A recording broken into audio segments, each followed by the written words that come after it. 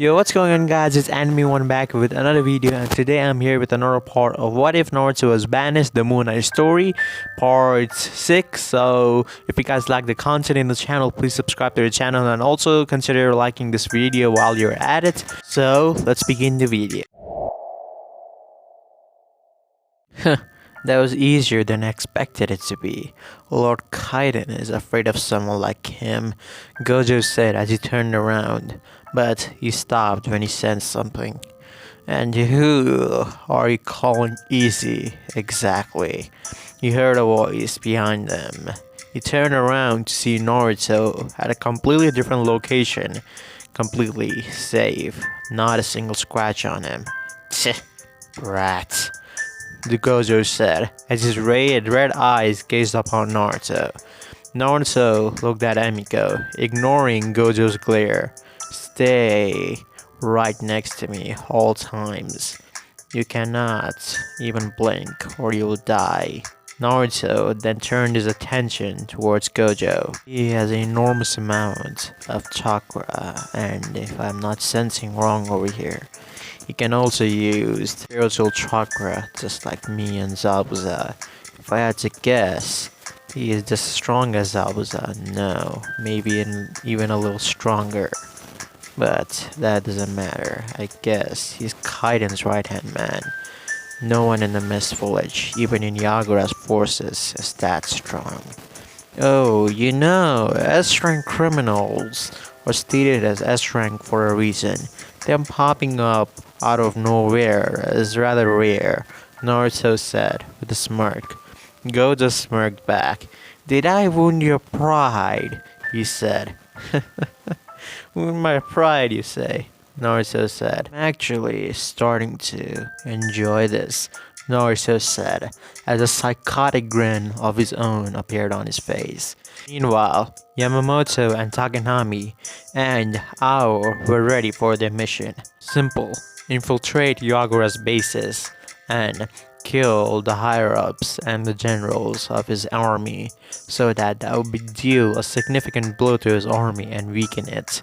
And by that extension, force Yagura to come out. So, when are we leaving? Asked Eo. Both Yamamoto and Takenami looked at him as if he was a fool. We are leaving right now. Why would you ask that? We are in a war. The sooner we do things, the better, Yamamoto said. Instead of being goofy like his usual self, he was rather serious this time. Eo was rather surprised. The man completely changed, and now he could sense an aura of dominance around him, someone who would not hesitate to kill. Very well, let's go then, Eo said. As the boy all leapt away, Eo activated his Byakugan and started looking around. It looks like this is gonna be hard to infiltrate. Hard to infiltrate, you say? There are no bases that Yamamoto cannot infiltrate, Yamamoto said with a smirk. And what do you mean by that? Eo asked. Narrowing his eyes at the man, Yamamoto smirked. Again, Takenami and I could infiltrate any base, even that of an emperor, without being detected. So, just wait and watch. You just wait here and tell us what happens accordingly. And how am I supposed to tell you? Eo said as his eyes twitched. He was getting annoyed by this rat. Yamamoto threw something towards him as Eo caught it. These are microphones. Tell anything that you see suspicious to me immediately. Okay, he said. Eo nodded and put out the radio set immediately in his ear. Very well, let's go then. Yamamoto and Takenami left off. But one thing Eo noticed was they didn't make a single sound even while they were moving, and their chakra, even he couldn't detect it. Only because of his Byakugan he was able to see them, otherwise it would be impossible to keep track of them. And if they had some kind of conspiracy jutsu, yep, they would definitely be undetectable. And now soon he noticed that his Byakugan almost lost sight of them when they used the transparency jutsu. Only because of his Byakugan, he could see the chakra around that area. Otherwise, they would be invisible. He sighed. Yes, these guys that Zabuza brought with him were definitely something. With Naruto, Emiko, and Gojo. Naruto had a psychotic smirk on his face. As he watched Gojo get ready, he cracked his neck. He selected a secluded area, wary of all people, even Yagura's forces. Why, I wonder?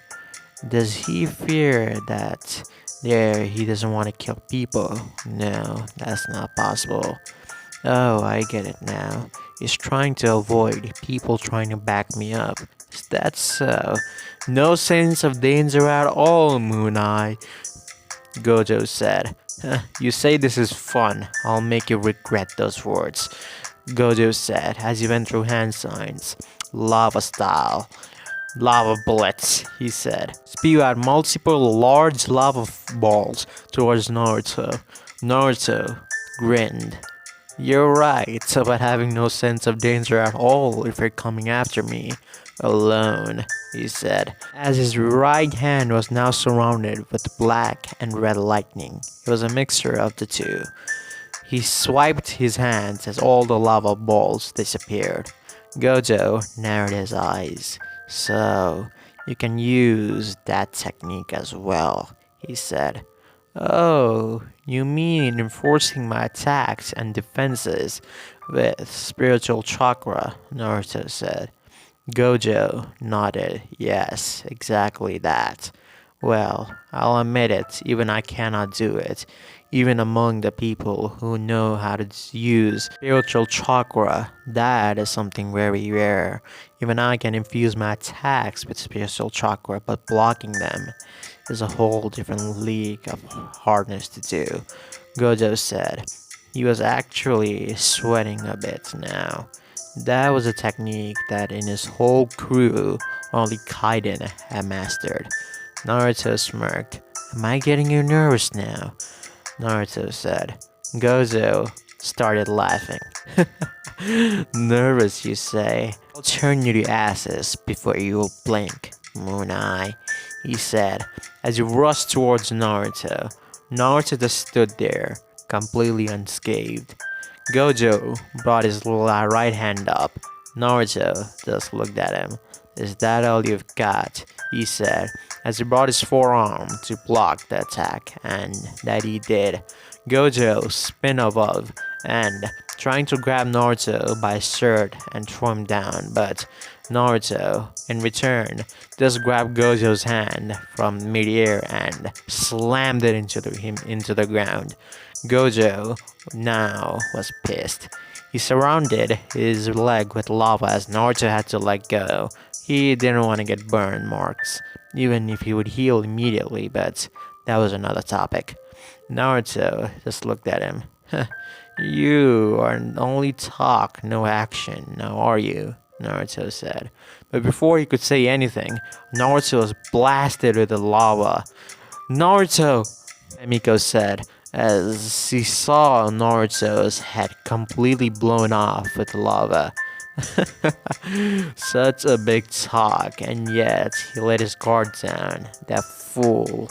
I get why Kaido-san was telling me to stay away from him, but how powerful he is. If he lets his guard down, I'm gonna take advantage, no matter who he is. I think we went over this before, didn't we? Smoke, damn it, Naruto said. Gojo looked behind him to see Naruto. What? How? He said. Oh, Naruto smirked. Oh, that? Well, it's simple.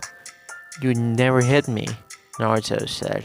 That's impossible. I knew I made a contact with something, Gojo said. Oh, that? Well, that was just a coating of spiritual chakra on my body. I'm pretty sure your leader, Kaiden, was alright, knows this technique as well. Gojo gritted his teeth. Damn it, he knows that technique as well. I guess it doesn't matter. I'll have to just use a strong enough attack to completely nullify the spiritual chakra barrier of yours, Gojo said. Naruto nodded. Yes, that is the only way to deal with it. But the question is, do you have enough power to do so? No, that's not the right question. I would say the right question is, do you have enough time to do so? Before Gojo could say anything, Naruto appeared right in front of him and grabbed his by his hand and lifted him up. Now, let's see what he can do with this speed, Naruto said as a psychotic smirk appeared on his face as he punched Gojo, not letting go of him. Gojo coughed out blood as he received the punch in his stomach. So heavy, so powerful. No, he's not using chakra or even spiritual chakra. Just what is it? What makes him so strong? There's more, Naruto said as he punched, and then kicked Gojo, sending him away. Naruto held out his hand as a rainbow color ball appeared on his hand. You know, when you combine all 5 changes in chakra nature into one condensed ball, what do you think will happen?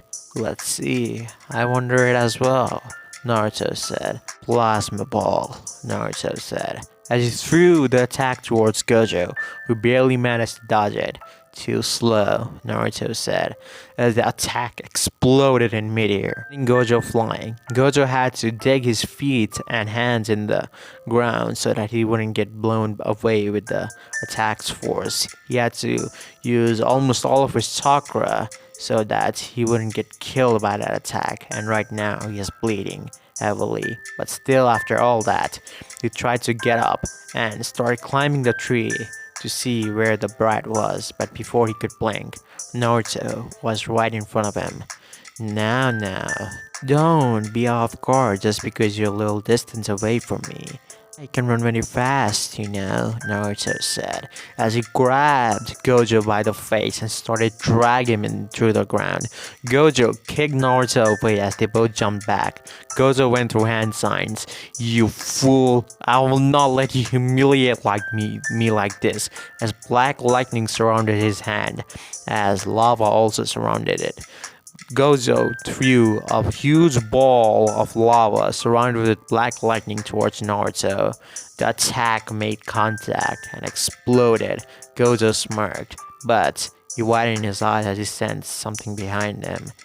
Too late, Naruto said, as he kicked Gojo away with his feet covered in black lightning. Gojo was sent flying away as he crashed into a nearby mountain. He remembered his captain's word. You can go, but I'm warning you, you will die, Gojo, if you face them all by yourself. I guess it wasn't all bluff, Gojo thought as he looked around. I'll just have to use my strongest technique. Now, where did it go? Gojo thought as he looked around. Oh, sorry, did I keep you waiting? This girl was just too stubborn. I told her to follow me, but I guess she's too slow to follow our movements, Naruto said as he was carrying Emiko with one of his hands. Emiko was just shocked. She couldn't follow any of their movements, but she could tell that Naruto had the upper hand the entire time. No, Naruto was just playing with this man. If he wanted to, he could have ended the match much more earlier. She sensed the chakra difference in the two, and it was no joke. Naruto had completely outclassed Gojo in every single manner. You brought that girl with you. You're a fool, aren't you? That girl will just be a hindrance to us. No, don't worry about that. You know, I simply cannot trust anyone. After all, this girl isn't my protection until she's in this mission. So, war going on, leaving her all by herself would not be a great idea.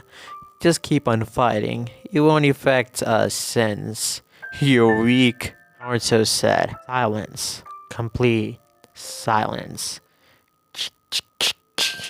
Gojo gritted his teeth. You bastard! I'm not gonna let you get away with that. I'll wipe that smirk look right off your face, Gojo said as he went through hand signs. I will show you what the true power. Someone who wields lava style Genkai and can use the full power of the spiritual chakra can really do, you fool. Gojo said, I will not let you get away with this. Lava style. Meteor shower blast, Gojo said as he leapt up in air and took a huge breath. And what happened next shocked Emiko because she hadn't seen anything like this. This was not a battle where she was supposed to be. She looked up to see several lava balls coming down towards them, but the difference was they were so goddamn huge. Every single one of them were the size of at least a small meteor, around at least 500 meters long. It was 20 of them. Emiko was scared. What was he supposed to do? She doubted even Naruto could do anything against an attack like that.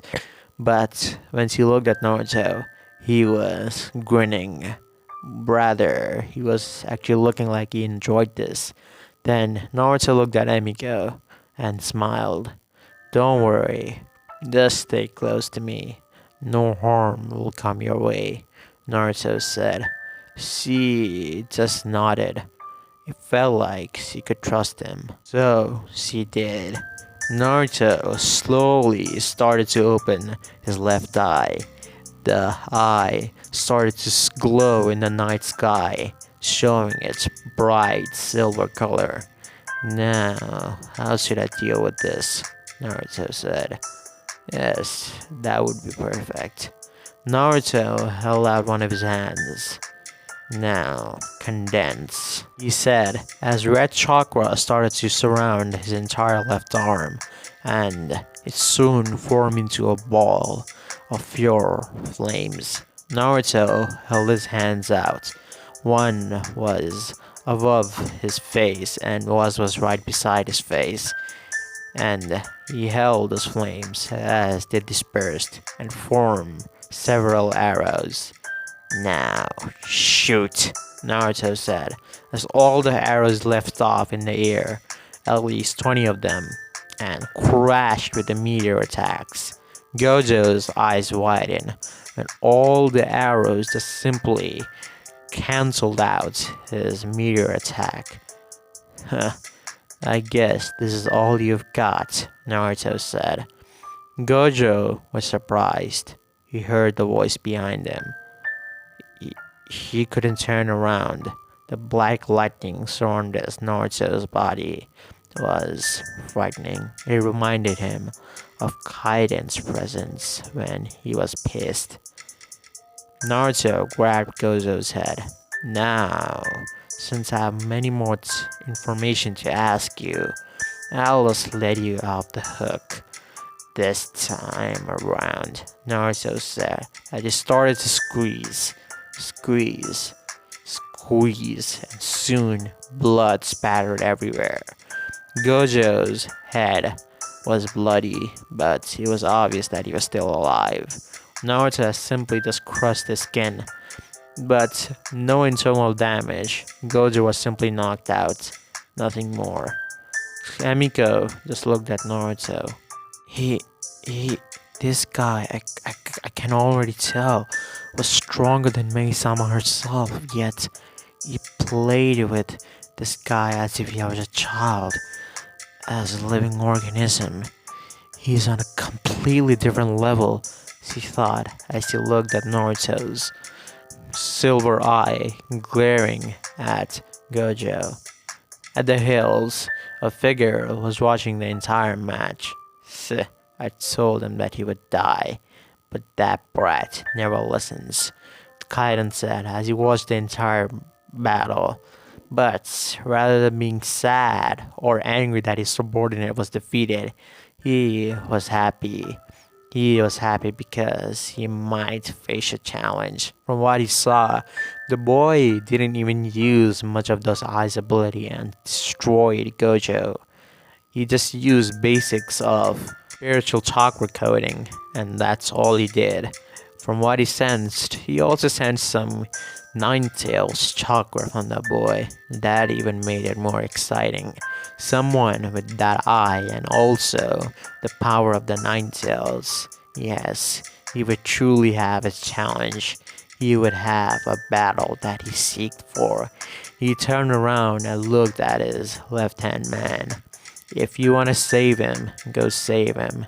I won't say anything, but if you die, that's on you. Aiden said to his figure beside him. This figure had blue hair and red eyes just like Gojo's. And he was wearing a blue cloak with black pants and black shirts. He looked at Kaiden. As you wish, sir, he said.